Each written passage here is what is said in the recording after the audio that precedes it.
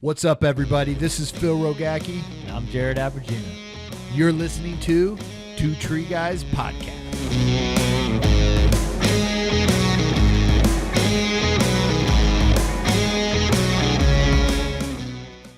What's up, everybody? Phil Rogacki here with Two Tree Guys, joined, as always, well, not always, Mr. Jared Abergina. Hey. That's Jared. I'm always here. The one and only. Hey. What is that? That's like Fat Albert. I don't know what you want me to say, man. Sometimes it's a weird introduction. Hey.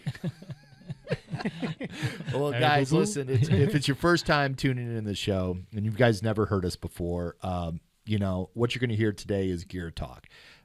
It's where we bring some alliances, some partners, manufacturers in to talk about different gear, different products, usage, safety features, maintenance, so on and so forth for that we get to hear all sorts of different gears that are out there in the market.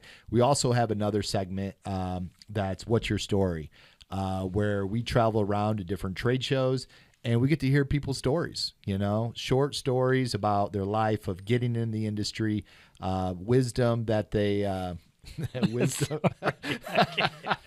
He's laughing because if anybody knows Missy Sue 67 on Instagram, I'm on Instagram right now on my computer, and it just keeps repeating a thing of her dancing. And I'm looking at his screen. I'm like, there goes Missy. She's going to town. But we're gonna have them on to hear their story. So. We have What's Your Story, and then we have a full-length episode where we have individuals that are traveling that come and visit us in the studio, and we have a full-on episode of talking about who knows what for that. And then we also have our safety talks that are going to be coming here soon. Don't know what the title of it's going to be, but safety talks, safety flashes. So first time listening, if you guys laugh, you guys got something out of this show today or this morning or tonight, whenever you're listening to it, the only fee you have to do is share it. If you do want to send money, I will take it, but just share it. That's all we ask. Share the knowledge that's being shared with you guys out there. That's how our show grows. That's how we get more followers, and we do more of this kind of stuff. So, we have Josiah Georgeson here with us today from Edelrid. He is the work safety territory manager for Edelrid. So we're going to have you jump into the new product, man. What do we got? Thank you. Yeah, so this one's not new, but it is a pretty sweet product. So anyone who's climbed any length of time has seen a hand ascender, whether it's outside on the rock or in trees. They certainly have their place. They're real handy, pun intended, devices.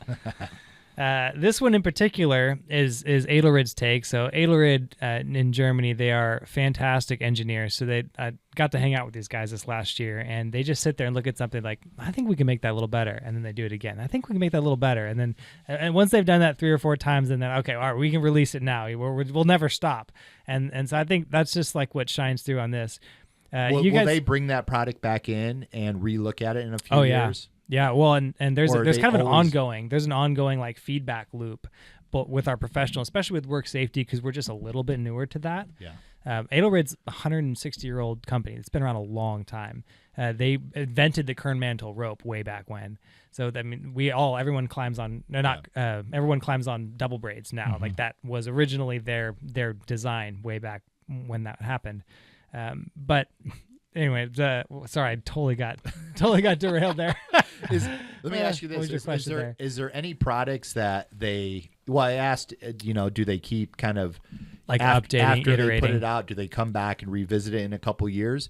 And is there any products out there that they go, this is perfected? We haven't changed this for 10 years. That's a good question. They've got some that have been around a long time because they are just gold, especially on the work safety or on the rock climbing side. Their belay device, the Joule and the Giga Joule, which is just an iteration of that. It's a assisted belay, phenomenal, and I don't think they've changed that in a long, long time. There's not really a reason to. In its niche, it's just the best. Mm-hmm. But they do generally have kind of an iterative process where it goes out to their professionals, goes out to their climbers, all the people who are associated with it, and they just comes back. The feedback comes back, Gotcha. And they go back after it. It's kind of like that rope you sent us a couple years ago to use. Yeah. That hasn't been on the market, and Where's the rope? I got it. Yeah. I got it at my other shop. I'm excited about that rope. We ended up producing it. The problem was that time they got it to you too late. They had already like pretty much nailed the design on it, and they, for whatever reason, they didn't end up producing the larger of the 2 diameters. But we are revisiting that because they're professionals. Because the people who they've talked to are like, we like this rope, but it's just a little small, and we like this rope, but it's not the right color. And so those are problems we can deal with pretty easy. What color do they want?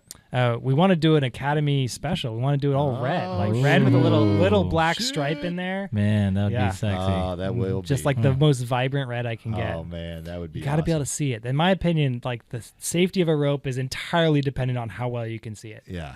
And everything else is secondary. But so that's in the works. We got to talk about that some more because that's one of those exciting developments that we're looking forward to. Oh man. But as far as this hand ascender goes, it's a hand ascender. We've had those forever. Well, this has got a couple of neat little things that aren't in any others. Almost every hand ascender you see is made from like a stamped steel or stamped aluminum, right? It's a solid piece that is quickly folded into place. It's a relatively inexpensive production method.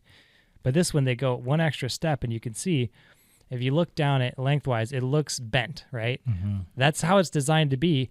They make these left and right-handed specifically. So this is the left-handed one. When you pull, you don't pull in line. You actually pull a little bit of an angle. And so the fact that they kinked the top of this over a little bit actually makes it more comfortable to use, and it allows the rope to pass through more smoothly, I guess. Mm-hmm. Like it doesn't interfere with your hand. It's not rubbing on your knuckles as much. They base this design off of their tools, their ice climbing tools. And those guys, if you've ever watched ice climbers, they're literally hanging on these things just for minutes, sometimes hours at a time, nonstop. Oh. And so it's designed from that handle shape, that handle, the angle on it, how it sits. You kind of comes underneath. I can see it. And so it ends up being a very comfortable device to hang from, like to really use with a lot of force, a lot of energy. You can use it. What's the term? Like you don't have to be. You don't feel like you're stressing your joints when you're hanging on it, right? Because of how it's curved, and it's all fairly subtle, so it's hard to show on the video. But in use, if you compare it to any of the other hand ascenders, it's just not even close. Yeah. Well, this makes sense. I mean, comparing this already just by the looks of it to the old, really old hand ascenders, the grip was directly on the side, right? And so from that standpoint, you trying to lift up on it. Your ergonomics, I mean, you want to almost, it's harder to take something like this and lift it straight up. And if you don't, you're basically turning the cam on top, and it makes it harder to drag, right? Yep. So having you kind of push from underneath makes all the sense in the world. You kind of have more of a, It's such an experiential thing too. It's like you see two of these things on the shelf, and it's just not obvious why it's so much better. But after that iterative process, after people sit there playing with it, play with it, that really gets optimized. One of the questions that came over is, will this decrease wear on ropes because of the new design? Will it decrease? Well, your hand ascender really shouldn't wear your rope at all if it's being used properly.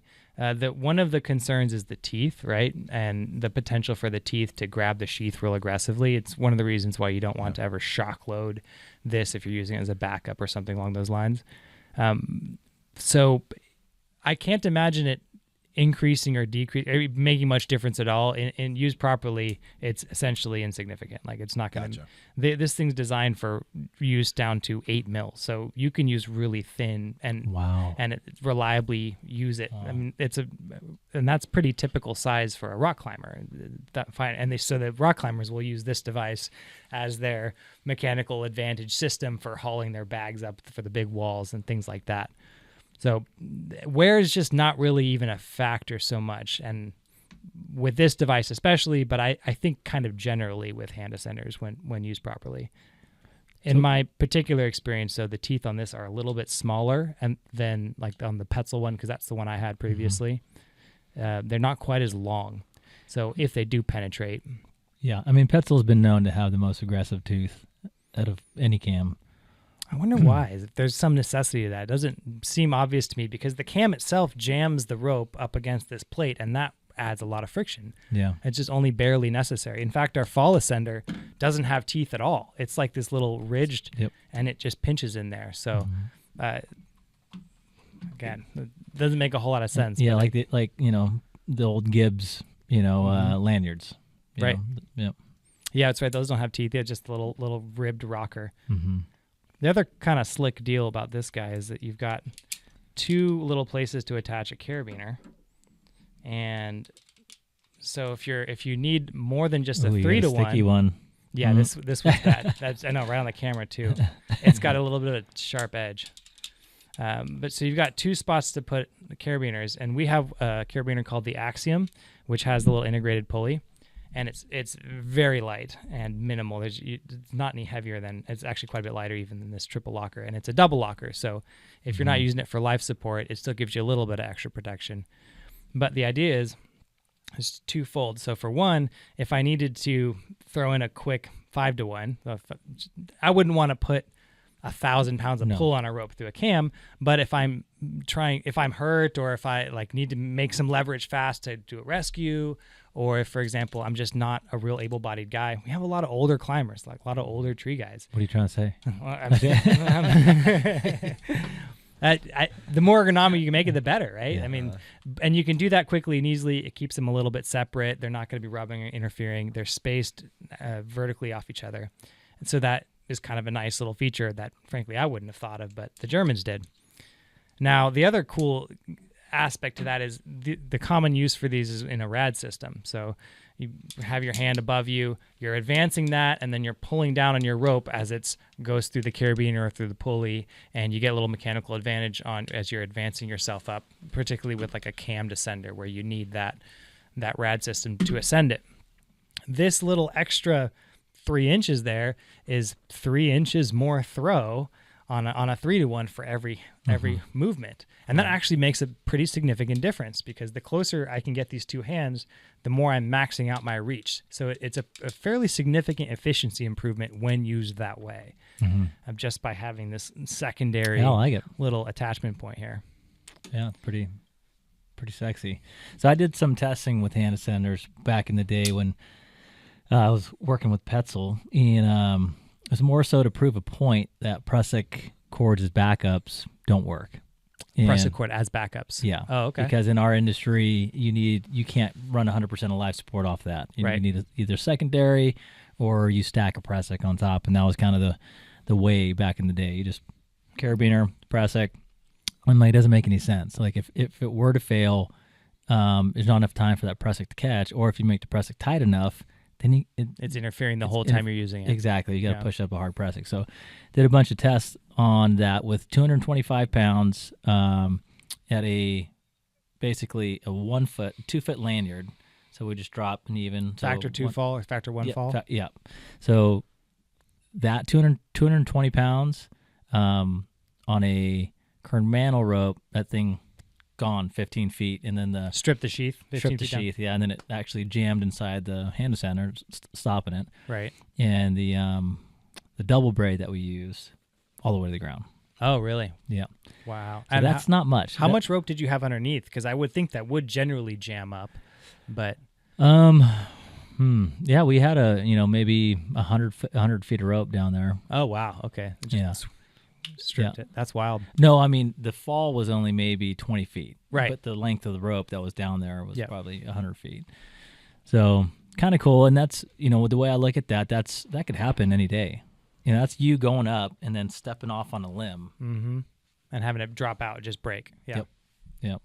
So. Yeah, I mean, we're not all 220. I mean, I wish. But don't wish that, man. Yeah. I mean, if you're as ripped as you are, it's not so bad. So maybe having less cams, maybe that would be maybe less tear. Yeah, I wonder. I mean, I would assume so here's a different device that I've played with a lot, and it's a locking ascender.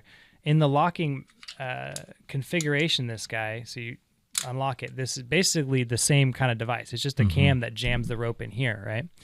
And when it's locked, then it functions exactly the same. It just goes up and it won't come down. But this is a rated fall arrest device. This is designed to take a factor 2 fall at the length of this the lanyard, which is I mean, that ends up being almost 2 feet or so. So that's a pretty significant drop, and it doesn't need the teeth. It just doesn't need it. So I wouldn't be surprised if we start seeing, at least in the work safety realm, that kind of going away. Now, are you guys going to be creating a double hand one? Somebody asked. We don't currently have one, and as far as I know, we don't have one in development. No, but I do have a trick that I've used to convert a single to a double that has worked fine. What's that? In fact, it's one of my competition backups that I've used. Basically, you can take a carabiner, and I use throw line, and you put it like that, and you whip it really tightly to the to the body of it, and then that actually grabs pretty well. And then you can also stow it right on it just ends up becoming your stowing point on your harness. Okay. And so I've got one that I've used like that. I like it. That's awesome. Yeah, but actually you want to put it on the backside because you don't want it to interfere with the rope falling through. Yeah. But so anyway, yeah, we don't have one. That'd be, it wouldn't actually even work with this design because of the kink. Right. So it wouldn't sit flat. I'm not that you couldn't make a flat one and put the two together, but we don't. Oh. Yeah, so that's the Edelrid Hand Cruiser. The Hand Cruiser. And all of their ascenders they call cruisers: the Hand Cruiser, the Foot Cruiser, the Knee Cruiser, the Tree Cruiser. Everything's a cruiser. Yeah, exactly. Oh man. They've got one that goes on the gaffs, which is kind of slick too. So it bolts right where the spike bolts go through, and lets you use a foot ascender with your gaffs on, which is pretty nice too. Well, the last question somebody asked on here is, how many green shirts do you own? Oh, a lot. Probably more than you would guess. Oh, I have ones in bags that still haven't even been opened yet. Oh, my gosh. Yeah. Did you bring some green shirts for us? No. They're all small. That might fit Jared. He wears medium. Well, there you guys have it, guys. The Hand Cruiser for you there. And, last episode I was on... was closing out. Jared was a little upset that he didn't get a chance to close out, so we're going to let him close out today for us. Oh, no, I don't do closeouts. No, not at all. No, I'm going to pass the buck on that one. All right. Well, that was the closeout there, guys. If you liked it, you got something out of it, share it today. We appreciate you guys listening. Hope you guys have a wonderful, great day, and we'll see you soon. Thank you. Peace. Adios.